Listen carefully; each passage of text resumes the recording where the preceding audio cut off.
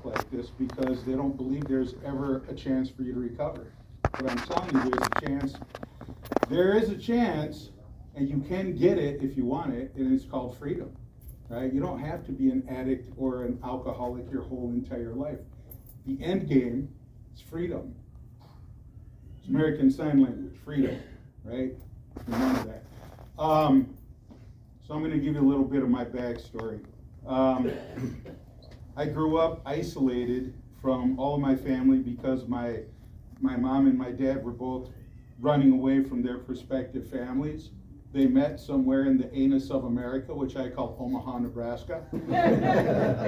And, you know, he picked her up. She was a waitress, and he was, you know, one of them good-looking, ruggedly handsome young men such as myself. And it wasn't hard for him to pick up the waitress. They got a hotel room, and boom, here I am.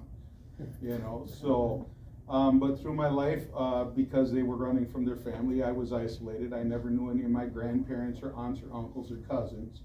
And we grew up without any religion. We didn't have a Bible, a Quran, a cross, or a Hare Krishna on the wall, nothing, right? So I didn't know anything about God. And I grew up pretty much with my own plan. And, you know, that being an addiction and alcoholism, we all got our own plan, right? And our plans suck. They do. You know, our brother just told us, man, he said, I just finally let go and it started to work. And I'm here to tell you that's the step to freedom. Because you gotta let go of the stupid shit that you're thinking about doing and planning out for your life. God's got a much bigger, greater plan for you. And the reason I say I'm recovered is because part of freedom is understanding your true identity. And I know that I was not created by the Almighty God, creator of the universe and everything in it, to be Carlos the Addict. That's not who I am. That's just a bad mistake I made, right? I know I'm not Carlos the alcoholic. That's just something I did for a very big portion of my life. 30-year coin, I'm 824 years old, man, so, you know, that was a big part of my life. At one time, I used to, in my 20s, I was a hot tower roofer, so I would hit the bar every night. As soon as I got off any of you guys been in construction, you know it's hot, right? It's 2:30, let's go, right? Change the no, man, let's go, right? And we cash our checks at the bar. And I used to save the beer tabs off the cans of beer and stick them in my back pocket. And I counted that year that I drank over 16 beers a day, right? Cans. I didn't include the bottles because the bars all had bottles. I didn't keep the caps. They didn't include the bottles of liquor that I bought from the liquor store every day. It didn't include the double shots that we had when we first hit the bar and all the way through the night. That didn't include the cocaine we bought when it hit midnight. It didn't include all the other shit that I did on the weekend. But I can tell you this, I had a living room walled with delivery receipts from Skoal Liquor in South Minneapolis, and every one of them were the same. 10 cases of Budweiser Long Neck, 10 cases of Old Milwaukee Long Neck, and 2 175s of something. Right? That was between me and my roommate for Friday to Saturday evening, right? If we were lucky, we had 2 beers to wake up Monday morning, right? That's how heavy we were drinking. And my roommate didn't do drugs, but I did everything. Whatever you got, let's do it. My drug of choice was actually blonde hash and any kind of psychedelic. I loved it, right? That's what I liked. But I did everything. The last thing I was really addicted to was cocaine. Did more cocaine than Tony Montana, right? You know, so that was the hardest thing that I ever had to put down because I couldn't leave that. For any of you who have done it, cocaine is a psychologically addictive drug, right? Alcohol, you can dry out. Why? Because you feel like shit, and for the last 4 days you've been laying on a couch. It's a little bit easier to get over that, right? And you can wean yourself off and stop over a week. Cocaine, you can't do that. Why? Because that last hit was the last damn hit. We need another one, period, right? So, as I grew into my teens, you know, my dad was a daily alcoholic. He drank, he worked. Mom and dad, you know, threw fists at each other every night. So, you know, I had my share of traumatic experiences and a loveless household, just like much of you have. Welcome to America. You know, it's nothing new, and I'm not unique. But I understand it, and that's why I can stand up here today. So I was living with my mom and I ran away because I was gonna shoot her boyfriend because he put his hands on me. And it's like either take off or kill this guy, right? Cause I knew where her pistol was and I had it, right? So me and my brother took off. He convinced me, let's just leave, right? So, all right, I'm leaving. Hitchhiked from Omaha up here to St. Paul, found my dad. I was 13. Shortly after I found him, my 14th birthday, he took me down to the Cozy Cantina on the west side of St. Paul. And he got me a bar tab for my birthday, right? 14 years old. It's like I'm sitting in the bar drinking, eating ham sandwiches at 14, right? It's like I was the most popular kid in the 7th grade, right? You know, and that was no lie. I didn't like school, so it took me about 6 weeks to get them to expel me from school, and they finally saw it my way after I, you know, threatened to blow up the school and actually, you know, put this little device in the locker. Today I would have been in prison, but, you know, it's made up of hot dogs and duct tape and a wristwatch, but, you know, I mean, it was the intent, you know, it's where my heart was, right, you know, but they finally kicked me out, and, you know, it's like, and my dad, you know, my dad being the good alcoholic that he was, oh yeah, you know, I quit in 6th grade, you don't need that shit. Well, he lied to me about that. After he died, I found out he graduated high school, right? So that's a whole nother story. Dad lied to me about everything he ever told me. But he lived at the bars. He knew every bar owner. He knew everybody who sat on them stools. That's where he made his money. He would do raffles, right? And he'd raffle off giant bottles of booze, you know, things like that. He had a jukebox one time that he raffled off. And he knew everybody. And that's where he lived. When he wasn't living there, he was passed out in the middle of the living room. So that was, you know, that was my great role model growing up. Shortly after that, I took off from there because it's like, you know, this is a crap hole and I'm not gonna live here. So I hit the streets. I was a teenager, I was homeless, and, you know, did my thing. I started a shoplifting ring way back when you could still steal shit from the stores, right? We used to go in with duffel bags and come out with 30 cartons of cigarettes and sell them at the bar for $5 a carton. Tells you how long ago it was, right? $5 a carton, man. You know, and we had money. We go to the malls and we'd steal Britannia jeans and Levi button flaps. Right? Yeah, those were expensive. They were $40 each back then. We were getting $20, man, $20. You know, we had a keg every single night. We had a keg in the projects down on the Dunedin projects in West St. Paul. You know, and we had an ounce of weed. You know, we had an ounce of weed and a keg of beer every day. That's all we needed, right? The rest of the stuff we stole. Food, we stole, right? I had business dealings with a lot of the neighborhood. It was like watching a mafia movie, right? Because I'd walk into the sandwich shop and they'd make me free sandwich. Hey, Carlos, how you doing? What you want, man? I had to hook you up, all right. Hey, by the way, I need 6 pairs of these Britannias, man, size 30, 32. Okay, I'll get them for you today. You know, that kind of stuff, right? So I grew up doing all that stuff, and then I started going to jail because I learned how to steal cars. You know, so I had some nice cars back then, but you know, I started going to jail. And then as I got into my early 20s, I was going to jail because, you know, you couldn't convince some dumb kid who was commanding his own life that he needed to have car insurance. So forever I was getting pulled over and thrown in jail, 30 days, 60 days, 45 days, you know, and I got tired of it. But one of those times when I was sitting up in Cambridge jail, they just opened the Izani County Jail. I was the first fucking guy in there, pardon my French. But I was the first one in there, and they were forever trying to get me back into that jail. At one time, they saw me driving down 65, and they pulled me over. I went into the store over there, and they surrounded the store. It was a state trooper, 2 county sheriffs, and a Cambridge policeman. Come to round up little old me for driving, right? Because they wanted me back in that jail for some reason. It was a spiritual thing, right? But while I was doing that stay, I think I was doing 90 days. Guy came in with an AA group, right? And we used to just go to these meetings to get out of our cell, right? Because back then they had like a day room about this size, cigarette machine, candy machine, soda machine, and a telephone, right? I always had quarters. Why? Because I cheated the kid that was going to prison for his quarters, right? Taught him how to play poker, right? It's like, you know, it was like that bad scene from, what was it, Stripes, right? Well, let me see your hand. Now, see, you got too many kings. You got to get rid of some of those kings. Now what I'd do is I'd go all in. I was doing that to him, and he was falling for it, right? But anything to get out of the cell. So AA came in one day, and the guy that brought it in completely screwed it up, completely turned me off to it. First thing he did was said, you know, you're powerless over alcohol. And I went, what are you, stupid?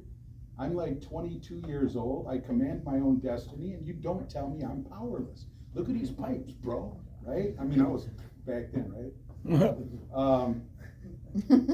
I was even more handsome, yeah, no. But he told me, he said, you're powerless, and I totally rejected that, right? Because he came at me in the wrong way.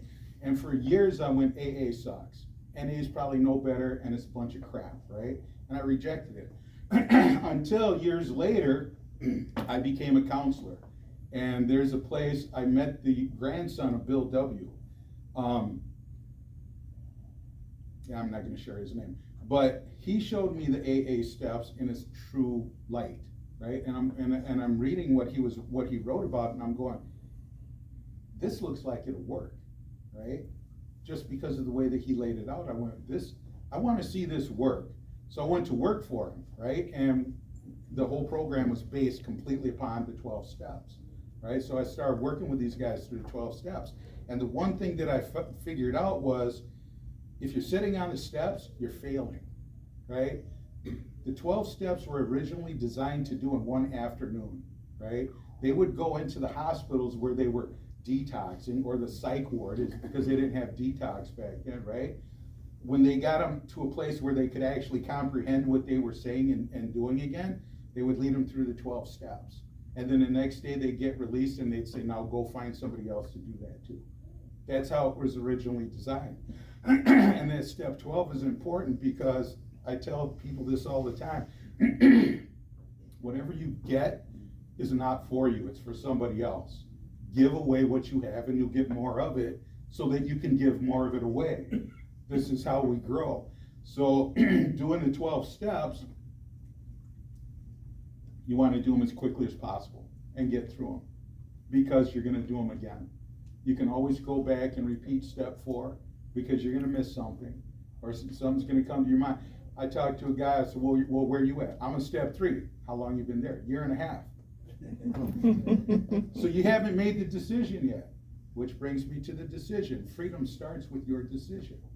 You have to decide, right? Our brother that just got the 24-hour, right? He said, I made a decision to just leave it, right? Mm-hmm. You have to make that decision first. That's where freedom starts. Because if you don't make the decision, you keep getting what you still have, right? You got to walk away from all that crap. You literally got to turn around and go the other way. Scripture tells us we need to repent. Well, what is repent? Well, if you look it up in the Hebrew, it means to physically change your direction. If you look it up in the Greek, it means to literally change your mind about something. So when you repent and you turn away from this stuff, you are literally turning away from what you're doing and going in a new direction. And that's where it gets hard. Because once you make that decision, what you're going to find out is you got very few friends. Very few. Right? I had hundreds of friends when I was using. And when I finally announced I'm done, I was out in a field all by myself. Where the hell did all my friends go? Right? And they didn't call, and they didn't come around, and they didn't show up. Why? Because Carlos don't have Coke anymore. Right? Carlos ain't buying beer anymore. Carlos ain't going to a bar anymore. So what do we want to hang out with Carlos for? Right? He was the one that was funding us. Because, you know, like many of you, I don't want to drink alone. I don't want to get high alone. Come on, you want to go? Let's go. I ain't got no money. Did I ask you if you had money? Let's go. Right? And I'd buy. Right? Because I was an idiot. But what I found out was, when the money's gone, so are those friends. Right? And they're not there. The true friends you have, you're going to find here because they're your peers. They're the people that are going through the same stuff as you. And they're going to be the ones that hold you up when you stumble. Hopefully, they see you and they catch you. Right? I've seen a lot of good men and women come through this program. So, we got to help each other out, because that's what it's about. Back to freedom. After making that decision to leave all that stuff, right? You got to work the steps. You got to turn your will over to God. Let God command your life, because God has a better much better plan than you could ever come up with yourself.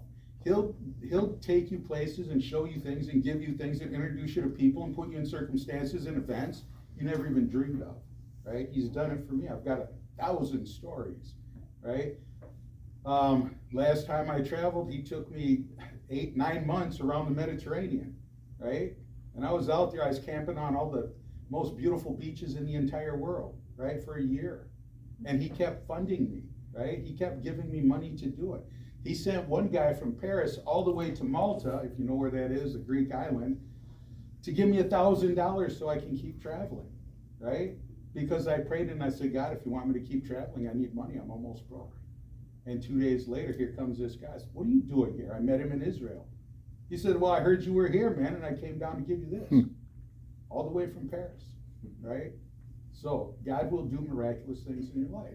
I've been on top of mountains I never even knew existed, right?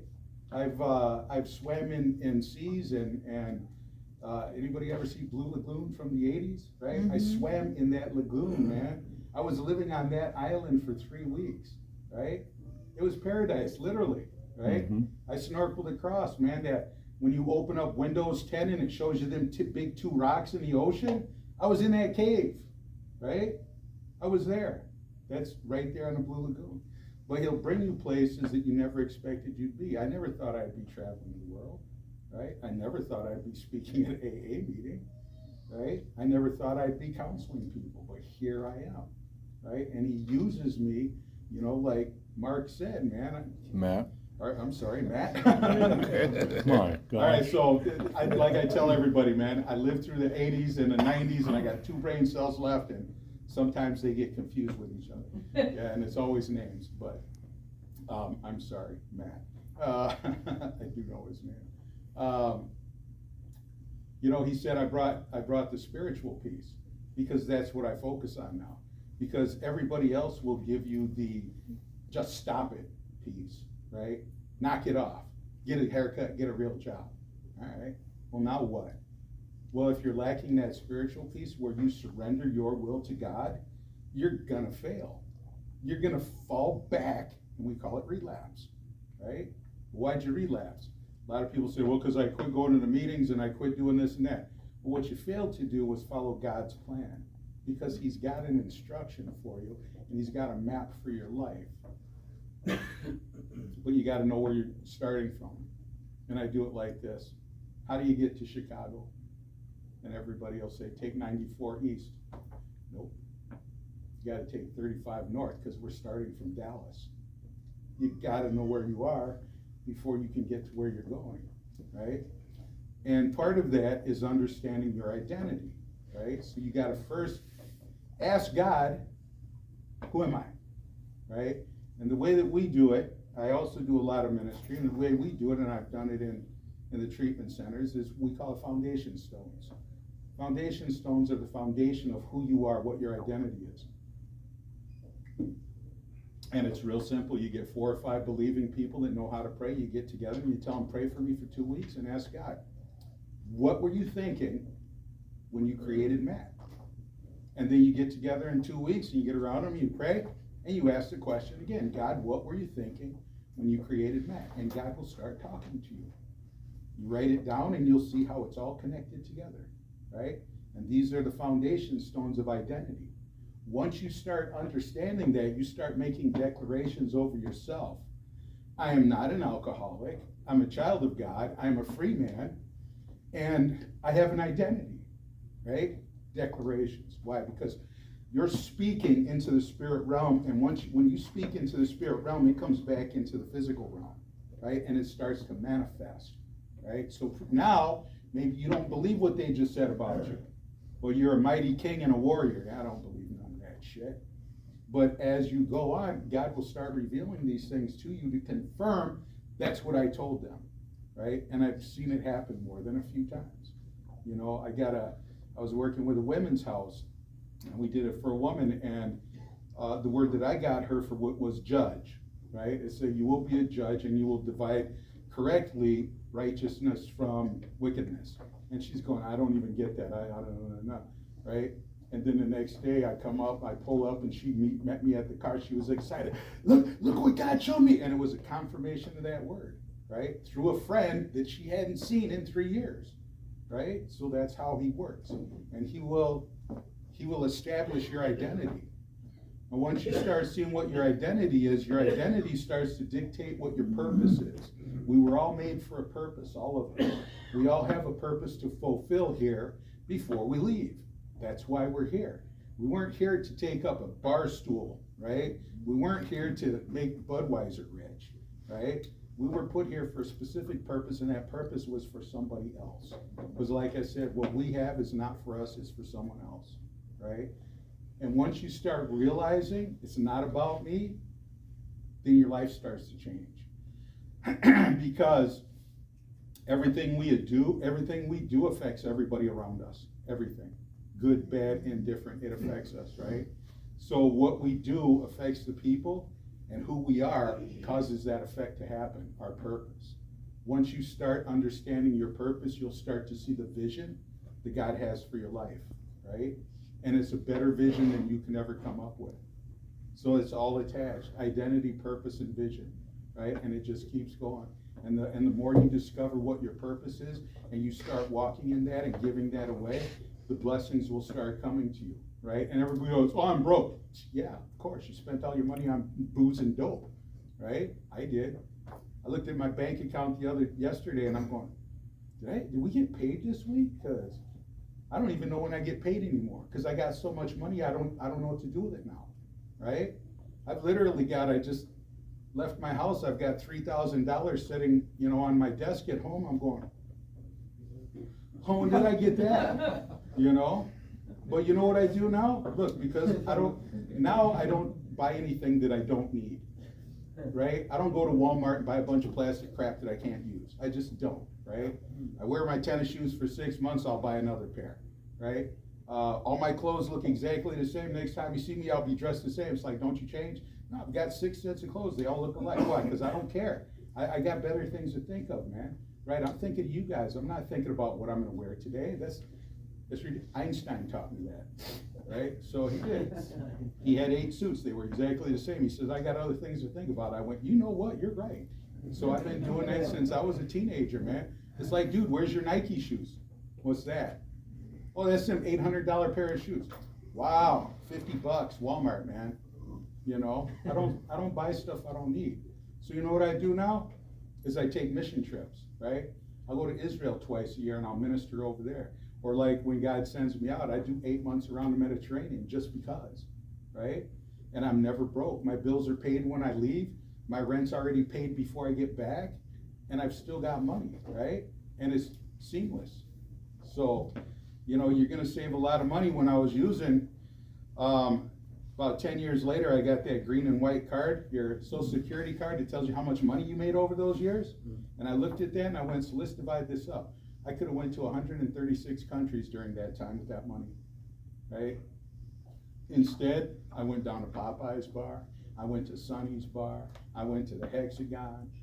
I went to Danny's bar, right? Danny's no longer there. I used to bounce there. Right?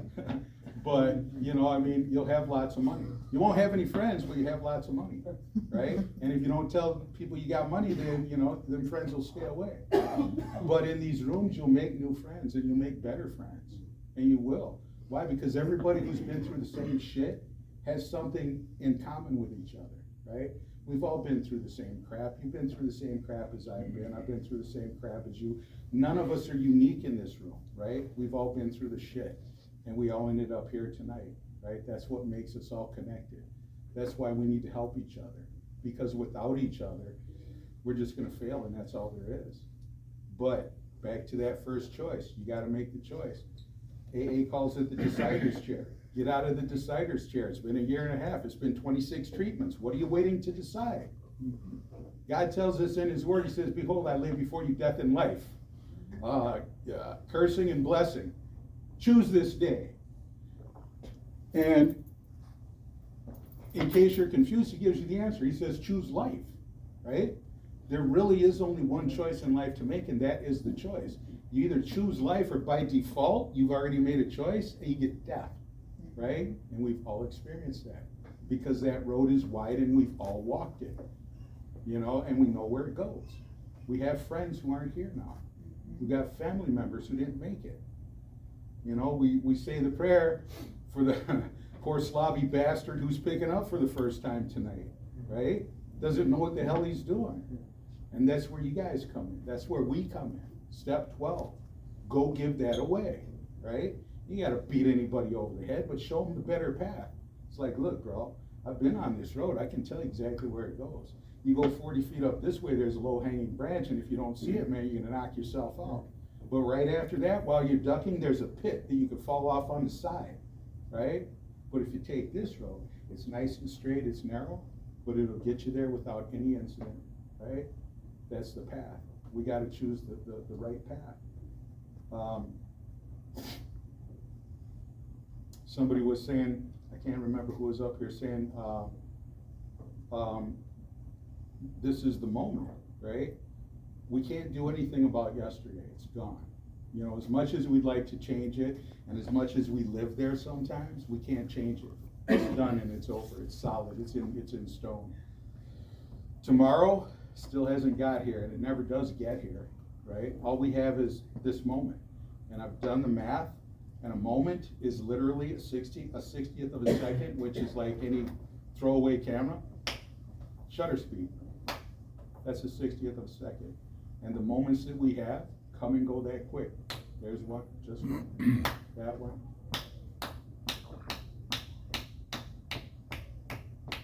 All the moments, all we have is this one, right?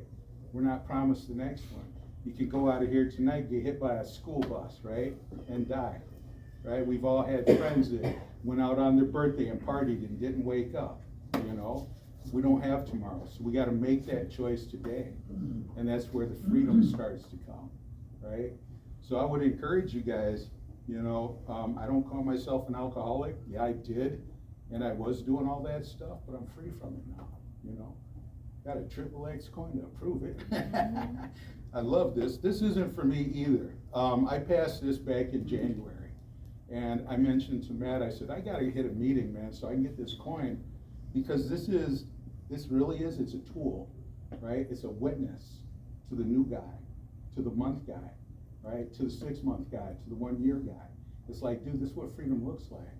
So now, being a man who walks in freedom, I can come here and share freedom with you guys, right? But it all starts with that first decision. And that decision has to be God. Your will, not mine. So it's Friday night, and I like to say in Hebrew, Shabbat Shalom. That means peaceful rest. Thank you for listening.